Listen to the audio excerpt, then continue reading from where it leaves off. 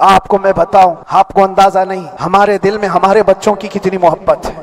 میرے بھی چھوٹے سے بچے ہیں، جب وہ جیل کی سلاخوں کے سامنے آ کر آنسو بہاتے تھے تو دل پر چھریاں چلتی تھی۔ وہ بچے جو ہمیشہ ہمارے سینے پر سوتے رہے، آج میں ان کو چھو بھی نہیں سکتا۔ جب وہ سلاخوں کے پیچھے کھڑے ہو کر دور سے رو کر کے چلے جاتے 15 منٹ، تو کیا ہمارے دل میں بچوں کی محبت نہیں؟ کیا ہمارے گھر بار نہیں، ہماری بہنیں، ہمارے بھائی، ہماری ماں نہیں؟ کتنے تو دن ایسے ہوئے کہ میری ماں کو دورے پڑتے رہے یاد کے لیے، تو کیا وہ ہمارے اوپر کیفیت نہیں آتی؟ مجھے بھی ان تمام چیزوں کا احساس ہے، لیکن یہ سب چیزیں ایک طرف، میرے مصطفیٰ کی عزت اپنی طرف۔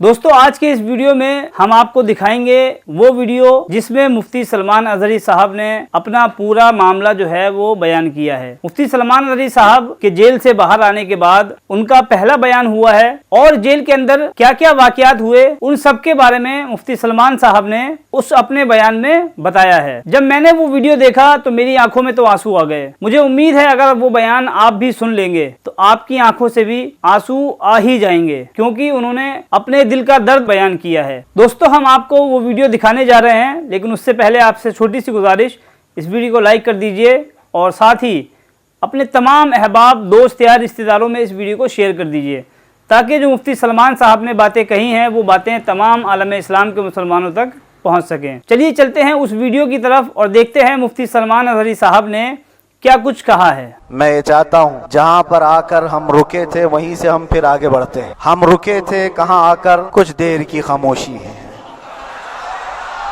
یہ آج کل کے معاملات نہیں، ابتدا سے حق اور باطل کے معرکے ہوتے رہے، لیکن ایک بات میں آپ سب کو بتانا چاہتا ہوں، مظفر کو مقید نہ سمجھ اے سیاد۔ سیدنا مظفر حسین کچوچوی رحمت اللہ تعالیٰ علیہ جیل گئے تھے، قید میں تھے، تب انہوں نے یہ شعر کہا تھا کہ مظفر کو مقید نہ سمجھ اے سیاد، میری یہ اسیری بھی سنت آبائی ہے، میرے آبا و اجداد کی سنت ہے جس پر میں عمل کر کے آ رہا ہوں، میرے بزرگوں کی یہ سنت تھی۔ بہرحال جن کو جس راستے سے مجھے گزارنا تھا، لوگوں کے دلوں میں یہ ٹھنڈک تھی شاید کہ زبان بند کر کے چند دنوں کے لیے قید کر دیا جائے، مگر میرا عقیدہ یہ تھا کہ اللہ تبارک و تعالی جب تک چاہے کہ کوئی اس کے لیے پابندی نہیں لگا سکتا۔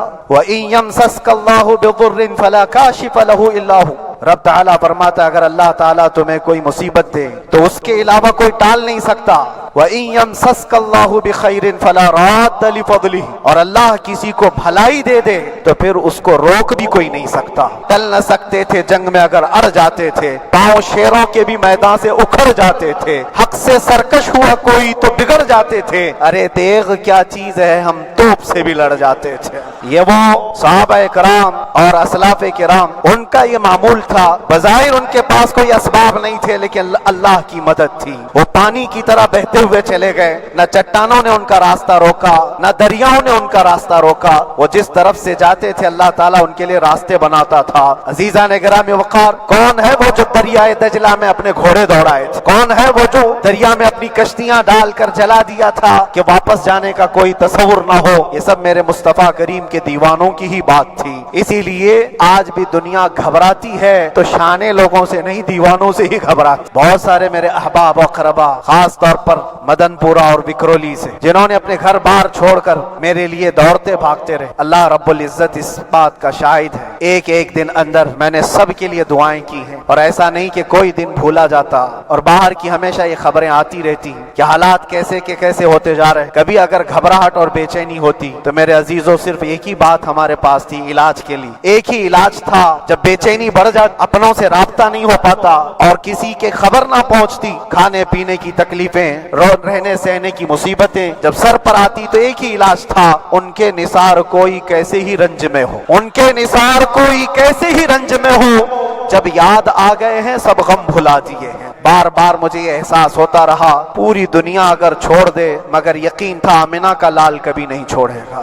ہم نے تو وہاں ایسے لوگوں کو دیکھا جو ڈپریشن کا شکار ہو کر کافر بھی ہو گئے، اور حالات سے گھبرا کر کے وہ انکار کر بیٹھے کوئی خدا نہیں ہے، کوئی مدد نہیں آتی ہے، ایسے حالات وہاں دیکھے، لیکن ان حالات میں بھی اللہ تبارک و تعالیٰ کی مدد ساتھ رہی۔ رسول پاک صلی اللہ تعالیٰ علیہ وسلم کا انعام و اکرام یہ تھا کہ جس طرح سے گئے تھے اسی طرح سے واپس بھی آئے۔ رسول پاک صلی اللہ تعالیٰ علیہ وسلم अपने चाहने वालों को रखते हैं, वो मैंने दुनिया में देखा। और फिर ये अर्ज किया, आका आज आपकी इज्जत पर बात करने वाले को चाहे वो 1000 काल कोठरी के अंदर हो, आप इज्जत के साथ बिठाते हैं, तो फिर क़यामत के दिन उसकी इज्जत का क्या हाल होगा।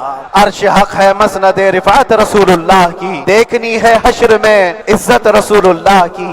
मेरे अजीजों, एक बात को तय करके चलो, उन्हें जाना उन्हें माना, न रखा गैर से काम, लिल्लाहिल हम्द मैं दुनिया से मुसलमान गया। उस एक बात में जो इज्जत है, दुनिया के किसी मकाम और मनसब और मर्तबे में इज्जत नहीं है। मैं तो एक निकम्मा आदमी, मैं तो एक कम पढ़ा हुआ, लेकिन आपको बुजुर्गान दीन की अगर तारीख पता हो, इमाम आजम अबू हनीफा रदियल्लाहु ताला जिनको नाहक जेल में रखा गया था, इमाम मूसा काजिम रदियल्लाहु ताला 7 साल तक कैद में रहे। ये कौन इमाम मूसा काजिम, जिनके दरबार में जाने के लिए गौसे आजम अब्दुल कादिर जिलानी रदियल्लाहु ताला 4 किलोमीटर दूर अपनी चप्पल उतार दिया करते थे। इमाम मूसा काजिम का वो दरबार जिनको बाबुल हवाइज कहा जाता है, उस इमाम को 7 साल तक बगैर किसी कसूर के कैद में रखा गया। और हद तो ये है कि उसी कैद खाने में जहर देकर के आपको मारा गया है। आपका जनाजा जेल से निकला था। इमाम अहमद बिन हम्बल जिनको 5 लाख हदीसें याद हैं नबी पाक सल्लल्लाहु ताला अलैहि वसल्लम की, बगदाद के सरे बाजार आपको नंगी पीठ पर कोड़े मारे गए। आपको अंदाजा है,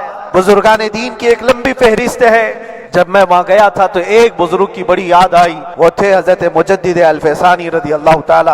अकबर जैसे डिक्टेटर के सामने, उस जमाने के सबसे बड़े डिक्टेटर बादशाह के सामने आपने हक बात का ऐलान किया था। मुजद्दिद अल-फैसानी रहमतुल्लाह ताला अलैह ने फरमाया था कि इस्लाम नाम से जो दीन होगा वो मोहम्मद अरबी का लाया हुआ ही दीन होगा, किसी और बादशाह का बनाया हुआ नहीं होगा। इस बात पर आपको कैद में डाला गया था, 8 साल तक कैद में रखा गया। 8 साल में बादशाह मर भी गया, बेटा बादशाह बना, लेकिन किसी ने आकर जहांगीर के सामने ये बात रखी कि आपके बाप ने जिस मौलाना को कैद में डाला था ग्वालियर की जेल में, 8 साल में जेल का नक्शा बदला हुआ है। तो बादशाह ने पूछा हुआ क्या है, कहा कि उस मौलाना ने 8 साल में तकरीबन 700 कैदियों को आलिम बना दिया है। दरसे हदीस, दरसे तफसीर, कुरान का इल्म, नमाजें जमातों से वहां इस तरह अदा होती है जैसे लगता है गुंबद खजरा की छांव में है। रब तबारक व तआला का ये एहसान अजीम था।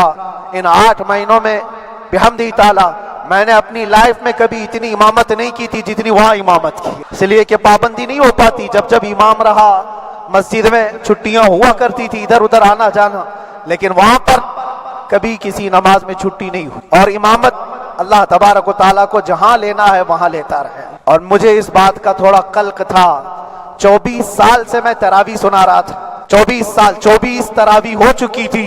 रमजानुल मुबारक का 24 गुजर चुके थे, 25वां साल था। जालिमों ने मुझे रमजान से पहले अंदर कर दिया। बार बार ये ख्वाहिश होती थी कि मेरी तरावी छूटने ना पाए। 25वीं तरावी है, 25वीं मेहराब है, लेकिन रब तबारक व तआला का एहसान, अंदर मौजूद सारे मुसलमानों ने मुतालबा किया कि हम यहाँ जमात से तरावी कायम करेंगे। और अब तक लोग अलम तरा कैफ वाली तरावी कभी कभार पढ़ लिया करते हैं, लेकिन सारे लोगों ने मिल करके ये इत्तेफाकन कहा कि हम पूरा कुरान आपसे सुनना चाहते हैं। कैसे कैसे कैदी थे, कैसे कैसे क्राइम वाले थे। मैंने कहा आज मैं एक दिन पढ़ाता हूँ, एक पारा पढ़ूंगा, आपको अगर लगे तो बता देना, भारी पड़ जाए, क्योंकि लोग सारे क्रिमिनल हैं और कई तरह के जराइम किए हुए लोग। नमाज दीन से कहां ज्यादा रिश्ता, कहा हो सकता है ये घबरा कर भाग जाएं। एक दिन पढ़ाऊंगा, अगर आपको लगे तो बोल देना, नहीं तो कल से अलम तरा। पहले दिन तरावी पढ़ा है, दूसरे दिन सारे लोगों ने कहा आपने एक पारा पढ़ाया है, सहरी तक भी पढ़ाएंगे तो इंशाल्लाह खड़े रहेंगे। ये जो इस्तेकामत, ये सारी चीजें, दिलों का जमा होना और हमारी तरफ दिलों को फेर देना बगैर अल्लाह की मदद के नहीं होता। रसूल पाक सल्लल्लाहु ताला अलैहि वसल्लम के करम और एहसान के बगैर नहीं होता। वो तरावी भी पढ़ते रहे, तफसीर कुरान भी सुनते रहे और कुरान की तालीम भी लेते रहे। फिर मुझे अंदाजा ये हुआ कि रब तबारक व तआला की मंशा ये थी कि हमारी तरावी की मेहराब की सिल्वर जुबली जेल के अंदर हो जाए। मुझे इस बात का कोई कल्क नहीं रहा कि मेरी कोई चीज छूट गई है। एक बात याद आती है मेरे अजीजों, हमारी कैद तो 8 महीने की होगी, उन बुजुर्गान दीन की कैद 8 साल, 7 साल। इमाम मोहम्मद बिन हसन अस्करी 20 साल तक कैद में रहे, 20 साल तक اندر سلاخوں کے پیچھے بند رکھا گیا. یہ اہل بیت اطہار ہیں, ائمہ اعظام ہیں, ان کی تکلیفیں دیکھ کر پھر ہماری تکلیف چھوٹی لگتی اور پھر نبی پاک صلی اللہ تعالیٰ علیہ وسلم کی یاد آتی. صرف اس بات کا ہمیں فخر تھا کہ تم نے کبھی چوری کے الزام میں تو نہیں گرفتار کیا, کسی گھناؤنے الزام میں تو نہیں گرفتار کیا. ہاں اگر کسی بات پر گرفتار کیا ہے تو ان سے پوچھو تو اب یہ بولنے میں بھی شرم کرتے. مولانا کو کیوں گرفتار کیا ہے, مولانا کو کیوں اندر رکھا ہے, شرم آتی ہے بولنے میں, کیونکہ انہوں نے کچھ ایسا بولا تھا جس کو بولنے میں شرم آتی. اس ملک میں رہتے ہوئے احساس ہے کہ ابھی بھی انصاف ختم نہیں ہوا ہے. انصاف پوری طرح ختم ہو جائے تو اللہ کا عذاب آ جائے گا. چند لوگ نا انصافی کر سکتے ہیں, لیکن پوری کی پورے روئے زمین پر رہنے والے انسان نا انصافی کرے, ایسا نہیں ہوتا. ہمارے حق میں سپریم کی طرف سے جو انصاف آیا ہے, ہمارے دل میں اس قدر جگہ ہے آج اور اس قدر احساس ہے کہ ہمیں یہ اندازہ آج بھی ہوتا ہے کہ چاہے کچھ بھی ہو جائے لیکن انصاف پوری طرح سے مر نہیں سکتا. یہ ہمارا ملک عزیز ہندوستان کسی خاص آدمی کے ٹھیکیداری میں نہیں ہے, سبھی کا خون شامل ہے یہاں کی مٹی میں. کسی کے باپ کا ہندوستان تھوڑی ہے, ہمارا بھی ہے, آپ کا بھی ہے, سب کا بھی ہے. اور میرے عزیزو پتہ نہیں, یہ بھی شاید راحت اندوری صاحب کا شعر ہے اور اس سے پہلے بھی کچھ بولا تھا, وہ بھی ان کا ہی تھا, تو ڈینجر ہی ہوا کرتا ہے. اللہ تبارک و تعالیٰ آپ سب پر فضل فرمائے, کرم فرمائے. جو چیز خاص طور پر بولنی ہے وہ یہ ہے, ان حالات سے آج جو گھبرائے ہوئے ہیں یہ وہ لوگ ہیں جو عیش پرست ہیں. میں کسی کو خاص ٹارگٹ کر کے نہیں کہنا چاہتا, لیکن بہت سارے وہ لوگ جو اثر و رسوخ رکھتے ہیں لیکن وہ آگے آنا نہیں چاہتے. دین اسلام پر حملے ہوں, حضور پاک کی عزت پر حملہ ہو, کسی کو بولنا نہیں ہے, کیونکہ پتہ ہے دیکھو اس مولانا کو کس طرح کیے, اسی طرح دوسروں کو بھی کر دیا جائے. جو کمفرٹ زون میں بیٹھنے کے عادی ہو گئے وہ اپنا ایریا چھوڑ کر ہٹنا نہیں چاہتے. اگر میں کچھ کہوں گا حضور پاک صلی اللہ تعالیٰ علیہ وسلم کی ناموس کے لیے تو میرا عیش خطرے میں آ جائے گا. اکثر کی یہی سوچ ہے, میرا تو اپنا دھندا ہے, میرا بزنس ہے, میرے بیوی بچے ہیں, ہو سکتا ہے مولانا کو کسی چیز کی فکر نہیں ہوگی. آپ کو میں بتاؤں, آپ کو اندازہ نہیں ہمارے دل میں ہمارے بچوں کی کتنی محبت ہے. میرے بھی چھوٹے سے بچے ہیں, جب وہ جیل کی سلاخوں کے سامنے آ کر آنسو بہاتے تھے تو دل پر چھریاں چلتی تھی. وہ بچے جو ہمیشہ ہمارے سینے پر سوتے رہے, آج میں ان کو چھو بھی نہیں سکتا. جب وہ سلاخوں کے پیچھے کھڑے ہو کر دور سے رو کر کے چلے جاتے 15 منٹ, تو کیا ہمارے دل میں بچوں کی محبت نہیں؟ کیا ہمارے گھر بار نہیں, ہماری بہنیں, ہمارے بھائی, ہماری ماں نہیں؟ کتنے تو دن ایسے ہوئے کہ میری ماں کو دورے پڑتے رہے یاد کے لیے, تو کیا وہ ہمارے اوپر کیفیت نہیں آتی کہ ہم خامخواہ یہ مصیبت کیوں مول لی؟ میری بیٹی تو جھگڑا کرتی اس بات کو کہ کیوں آپ اکیلے ہو, بہت سارے لوگ ہیں سب کا خیال کرتے ہوئے, لیکن میرے عزیزو یہ ان کی اپنی محبت ہے. سارا ایک پریوار اور اس سے زیادہ میرے شاگردوں کی ایک دنیا ہے. کتنے ایسے ہیں, میں جانتا ہوں کہ 8 مہینے تک نرم غذا نہیں کھائی میرے ان بچوں نے. میں جانتا ہوں ان کا صرف یہ خیال تھا کہ اندر پتہ نہیں جیل میں آپ کیا کھا رہے ہوں گے, ہم یہاں نرم غذا نہیں کھائیں گے, گوشت مچھلی نہیں کھائی, حالانکہ یہ کوئی چیز تمہارے اوپر واجب نہیں تھی. یہ حالات میں اس لیے بتا رہا ہوں میرے عزیز, کسی کے وہم و گمان میں اگر یہ ہے تو نکال دے کہ میرے آس پاس کچھ نہیں ہے, میں کسی کو چاہتا نہیں, یا میرے ساتھ محبتیں نہیں ہیں.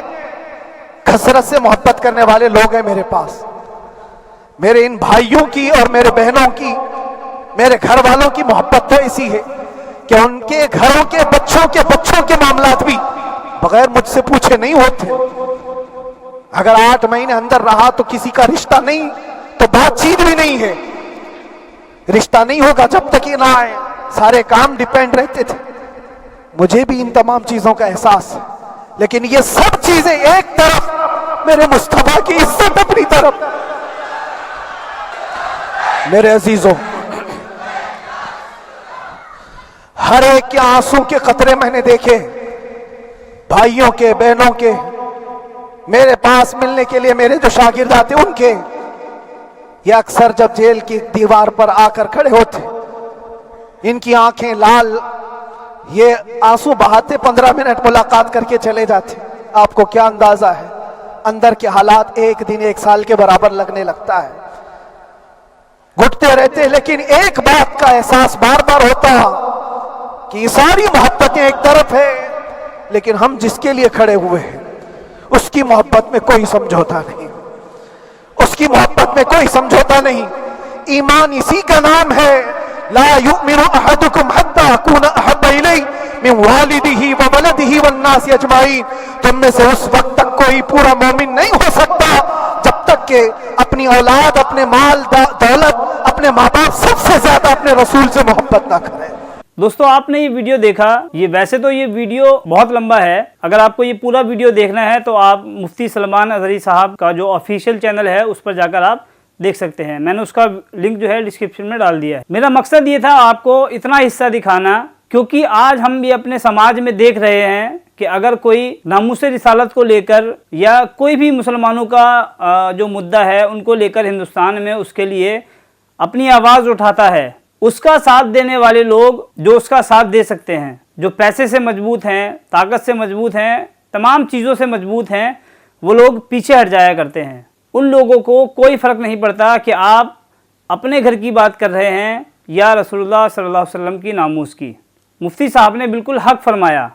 آپ نے ان کی زبانی ساری باتیں سنی اور انہوں نے جو اپنے گھر کے معاملات سامنے رکھے کہ میرے بھی گھر میں بچے ہیں, میرے بھی پریوار میں لوگ ہیں, مجھے بھی پیار کرنے والے لوگ بہت سے ہیں, لیکن جب بات ناموس رسالت صلی اللہ علیہ وسلم کی آتی ہے تو اس وقت آپ کو اپنے ماں باپ سے بھی زیادہ, اپنے بچوں سے بھی زیادہ, اپنے اہل و عیال سے بھی زیادہ ناموس رسالت کی پرواہ کرنی ہے. کیونکہ ہم مسلمان ہیں اور ہماری جو بنیاد ہے, ہمارے آقا کریم صلی اللہ علیہ وسلم نے ہمیں کلمہ پڑھایا. اگر ان کے خلاف کوئی بندہ بیان بازی کر رہا ہے, کوئی بندہ اول جلول بکواس کر رہا ہے تو ہمارا فرض ہے کہ ہم اس کے خلاف اپنی آواز کو بلند کریں. جیسا کہ اللہ تبارک و تعالیٰ قرآن مجید میں ارشاد فرماتا ہے کہ آپ اگر ظلم سہ رہے ہیں تو آپ بزدل ہیں, آپ جس طرح بھی ہو سکے اس کی خلافت کیجئے. اگر آپ زبانی خلافت کر سکتے ہیں اس سے زبانی خلافت کیجئے.